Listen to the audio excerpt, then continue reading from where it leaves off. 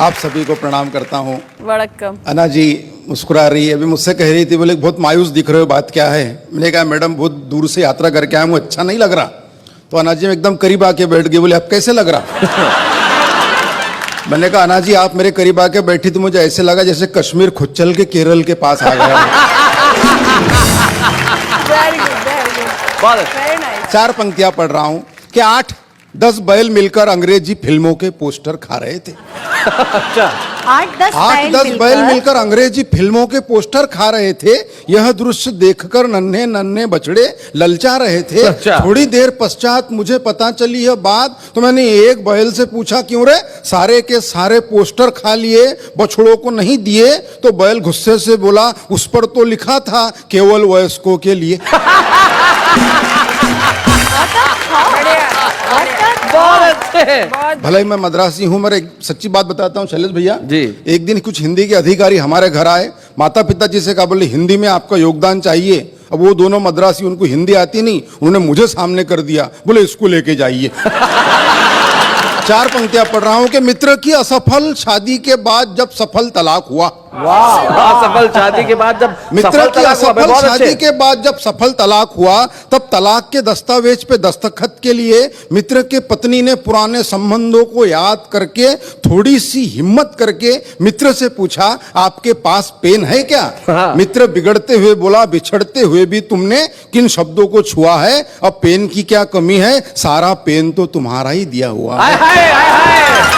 बहुत अच्छे। अच्छा है, बहुत अच्छा है। रोहिन भाई साहब, मेरे पिताजी, मेरे दादाजी, मेरे बड़े भाई सभी पुलिस विभाग में हैं। हमारे खानदान में कोई कवि नहीं शैलेश भाई जी। सिर्फ मैं अकेला ही कवि हूँ। कभी कभी तो मेरे पिताजी मुझे गौर से देखते, आखिर गलती हुई कहाँ। एक दिन मुझसे कह रहे थे, बोले बेटा कवि सम्मेलन तो रात में रहते, दिन में पुलिस की नौकरी कर ले। मैंने कहा ठीक है। मैं पुलिस के भर्ती में गया तो कमिश्नर साहब ने मुझे ऊपर से नीचे तक देखा और बोले क्यों रे मनोज, तेरे हाथ अगरबत्ती, पैर मोमबत्ती, फिर भी होना है पुलिस में भर्ती?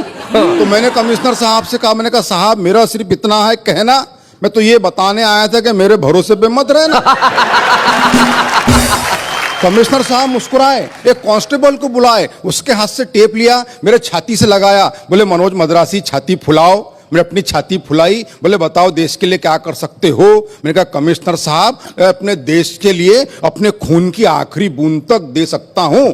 कमिश्नर साहब खुश नहीं हुए, फिर टेप खींचा, थोड़े ऊपर लगाया, बोले मनोज छाती थोड़ी और फुलाओ। मैंने अपनी छाती थोड़ी और फुलाई, बोले अब बताओ देश के लिए क्या कर सकते हो? मैंने कहा कमिश्नर साहब मैं अपने देश के लिए अपनी जान तक दे सकता हूं। साहब खुश नहीं हुए, फिर टेप खींचा, थोड़े ऊपर लगाया, बोले मनोज छाती थोड़ी और फुलाओ। मैंने अपनी छाती थोड़ी और फुलाई, बोले चलो अब कोई ऐसी बात बोलो जिससे हमारी भी छाती फूल जाए। मैंने कहा साहब 2 लाख तक दे सकता हूं।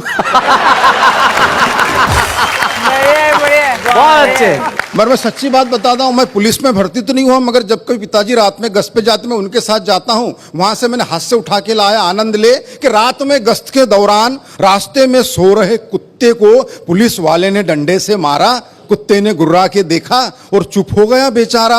मैंने कुत्ते से कहा अरे पुलिस वाले ने तुझे डंडे से मारा, क्या तेरे मन में उसे काटने के भाव नहीं जगे? कुत्ता बोला जगे, मगर पुलिस वाले के मुंह कौन लगे? जैसे ही पुलिस की जीप बड़ी आगे, 2 चोर आ रहे थे भागे भागे। पुलिस वालों ने चोरों को पकड़ा, अपना हाथ दिखाया तगड़ा। थोड़ी देर बाद दोनों चोर मुस्कुराते हुए जाने लगे तो मैंने चोरों से कहा बेवकूफो शर्म करो थोड़ा, चोरी करने के बावजूद पुलिस वालों ने तुमको छोड़ा। तो एक चोर बोला ऐसे ही थोड़ी छोड़ा, कुछ हमने छोड़ा तब कहीं जाके छोड़ा। बहुत अच्छे, बहुत बढ़िया, बहुत अच्छे। ये छोड़ा छोड़ी का दौर चलता रहेगा। हाँ। मैं 2 पंक्तियां पढ़ता हूं कि विषय था अपने विचार कम शब्दों में किस तरह बोले। इस विषय पर एक विचारक स्वयं 2 घंटे तक बोले।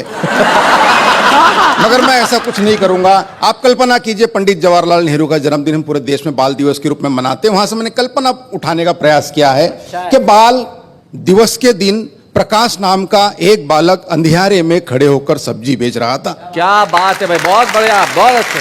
बाल दिवस के दिन प्रकाश नाम का एक बालक अंधियारे में खड़े होकर सब्जी बेच रहा था। मैंने उस बालक से पूछा पालक है क्या? उसने मुझे घूर के देखा और बोला भाई साहब अगर पालक होते तो मैं सब्जी क्यों बेचता? क्या बात है, वाह वाह वाह। बोले अगर पालक होते तो मैं सब्जी क्यों बेचता? मैंने कहा बेटा मैं उस पालक के बारे में नहीं पूछ रहा, ये बता ये पालक क्या भाव बेच रहा? उसने फिर मेरी तरफ देखा और बोले ले जाओ, वैसे भी आजकल पालक को भाव कौन देता? आहा आहा, क्या बात है। बोला ले जाओ, वैसे भी आजकल पालक को भाव कौन देता? तब जाके मैंने लिखा है कि कहीं छाव कहीं धूप होते हैं, बच्चे बच्चे भगवान का रूप होते हैं, कुल का दीपक बुढ़ापे की लाठी, जाने कैसे ख्वाब सजा लेते हैं, बच्चों का भविष्य उज्जवल हो इसीलिए माँ बाप अपना वर्तमान जला देते हैं। क्या बात है वाह वाह भाई, बहुत अच्छा लगा। माँ बाप अपना वर्तमान जला देते हैं कि चेहरा चेहरा खिला खिला था, मित्र आज बरसों बाद मिला था, उसके ठाठ बाट देखकर कई विचार जागे मेरे खोपड़ी में, ऐसा लगा जैसे कृष्ण आए हो सुदामा के झोपड़ी में। वाह वाह वाह वाह। ऐसा लगा जैसे कृष्ण आए हो सुदामा के झोपड़ी में, मिलते ही बोला यार तू आ कभी, नजदीक ही मेरा बंगला है, गाड़ी है, नौकर है, चाकर है, विदेशी बैंकों में लॉकर है, सुंदर सी पत्नी है, फूल से बच्चे है, यह सारी बातें वो कह गया एक ही दम में। मैंने उससे पूछा माँ पिताजी कहाँ है? वो बोला वृद्धाश्रम में। क्या बात है। मैंने कहा दोस्त धन दौलत तो साथ में घड़ी दो घड़ी होती है, मगर याद रख जिस घर में माँ बाप होते हैं वो जगह जन्नत से भी ज्यादा बड़ी होती है। वाह वाह वाह वाह, स्वागत है मनोज, बहुत अच्छे, बहुत बढ़िया ढंग से मनोज ने कविता Beautiful, सुनाई। वाह, वाह। और सबसे बड़ी चीज ये है मनोज, जो देख के मुझे बड़ी खुशी हुई, और यही इस देश की एकता का सबसे बड़ा प्रतीक भी है मनोज। आपकी मातृभाषा तमिल है, आप रहते महाराष्ट्र अमरावती में है, वहां आपने पढ़ाई की, हिंदी में कविताएं लिखते हैं, और यही इस देश की सांस्कृतिक एकता का सबसे बड़ा प्रतीक है। तमाम भाषाएं मिलकर हिंदुस्तान बनती हैं, और अमरावती के मनोज मद्रासी जब हिंदी में कविता सुनाते हैं, ये हिंदुस्तान का सबसे बड़ा प्रतीक होता है। हम जोरदार तालियों से स्वागत करें। मनोज